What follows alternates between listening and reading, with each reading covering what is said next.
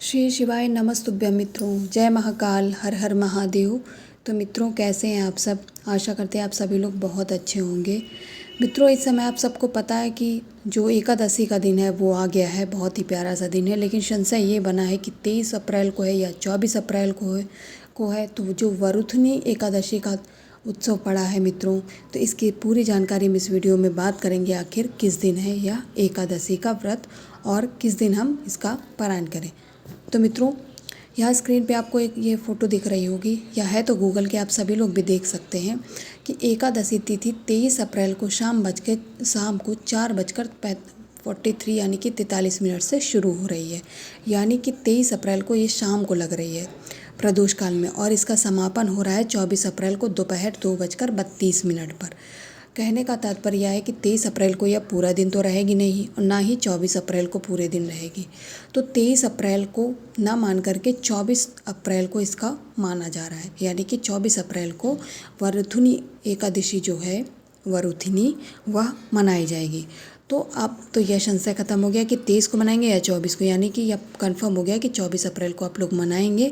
और 24 अप्रैल के दिन ही जो भी हमारे भाई बहन व्रत करने वाले हैं एकादशी का, यानी कि चावल का सेवन नहीं करेंगे और कुछ विशेष चीज़ें होती हैं जिनका सेवन नहीं किया जाता है, तो आप सभी लोग जो भी व्रत करना चाहते हैं वह 24 अप्रैल को व्रत रहेंगे, 23 अप्रैल को नहीं रहेंगे, क्योंकि यह पूरे दिन नहीं पहुंच रही है। ठीक है मित्रों, संशय खत्म हो गया, मैं ऐसी उम्मीद करती हूँ।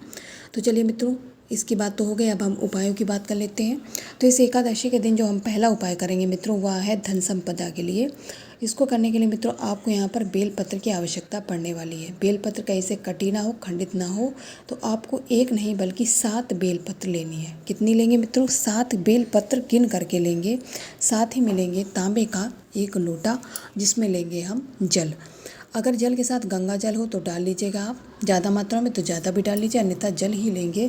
और जो 7 बेलपत्र आपने लिए हैं उन्हें इसी कलश के अंदर डाल देना। जी हाँ मित्रों, सही सुना। इस कलश के अंदर डालने के बाद इस कलश को उठाएंगे और पहुंच जाएंगे देवाधिदेव महादेव भगवान शंकर के मंदिर के पास। जब भी हम भोलेनाथ के मंदिर जाते हैं तो आप सबको पता है सबसे पहले हमें नंदी भगवान जी के दर्शन होते हैं। तो यहाँ पर जब हम नंदी महाराज जी के पास पहुँचेंगे तो उनका जो ये उठा वाला पैर होता है उस पर हमें उस कलश का केवल जल चढ़ाना है। बेलपत्र के पत्ते ना गिरने पाए, इसलिए आपको धीरे धीरे जल चढ़ाना है। नंदी जी का आशीर्वाद लेने के बाद फिर आप मंदिर में प्रवेश करके महादेव जी की शिवलिंग के पास पहुंच जाएंगे।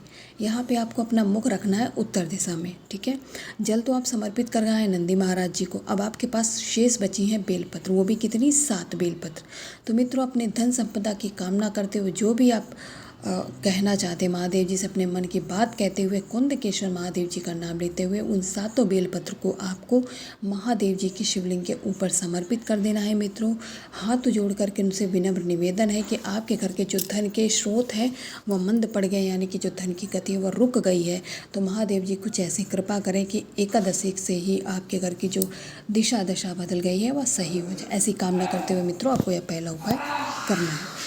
यहाँ पर मित्रों हम लोगों ने पहले उपाय की बात कर ली और मैं आशा करती हूँ आप लोग समझ गए होंगे। चलिए अब वीडियो में आगे हम बात करते हैं आज के करने वाले अपने दूसरे उपाय की। मित्रों, जो हमारा दूसरा उपाय है वह है जीवन के कष्टों को दूर करने वाला उपाय। इस उपाय को करने के लिए मित्रों आप लोगों को हल्दी लेनी है। पिसी हुई हल्दी, बहुत ज़्यादा नहीं लेनी, कम से कम आधा चम्मच से ही आपका कार्य हो जाएगा, 1 से आधा चम्मच बस। इसके साथ ही आपको लेना है एक बेलपत्र।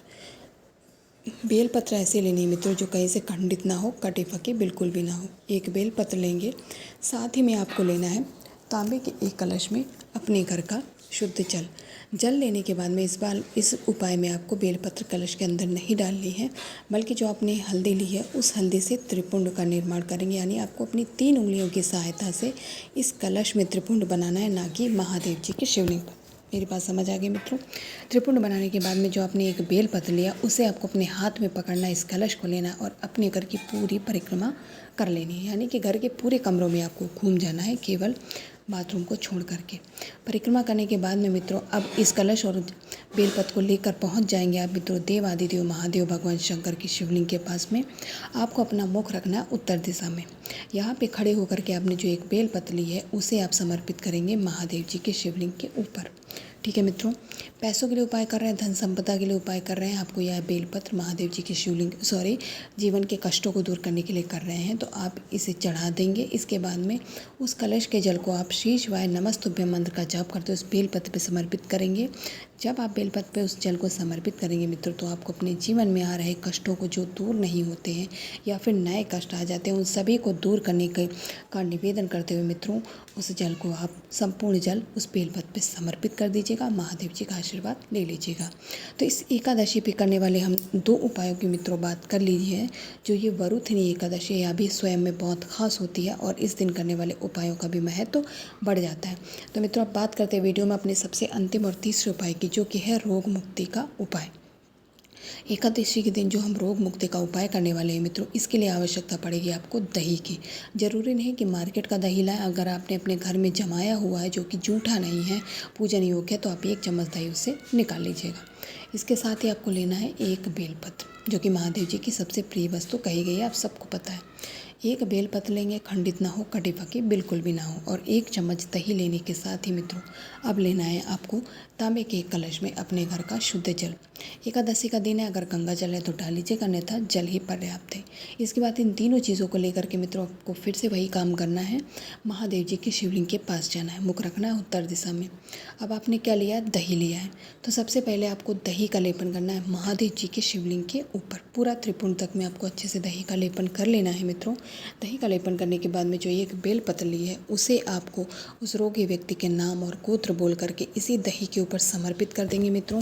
समर्पित करने के बाद में अभी आपको हाथ जोड़कर विनम्र निवेदन करना, उस व्यक्ति का रोग समाप्त करने का, उसे दूर करने का, यानी उसका जो स्वास्थ्य पहले जैसा अच्छा हो जाए, ऐसी कामना करने के बाद में जो 1 लोटा जल लिया है मित्रों, कुंदकेश्वर महादेव जी के नाम से आपको उसी बेलपत्र के ऊपर समर्पित करना है, यानी कि महादेव जी के कुंदक रूप से आपको निवेदन करना है। तो इन 3 महा उपायों को आप लोग ज़रूर करिएगा मित्रों। यहाँ पर इस वीडियो में हम लोगों ने वरुथिनी एकादशी के दिन करने वाले 3 उपायों की बात कर ली, और मैं आशा करती हूँ आप लोग समझ गए होंगे। अगर कुछ भी नहीं समझ में, कुछ भी संशय है, तो आप लोग कमेंट सेक्शन में कमेंट करके पूछ सकते हैं। ऐसे ही महादेव जी का आशीर्वाद आप पर बना रहे। श्री शिवाय।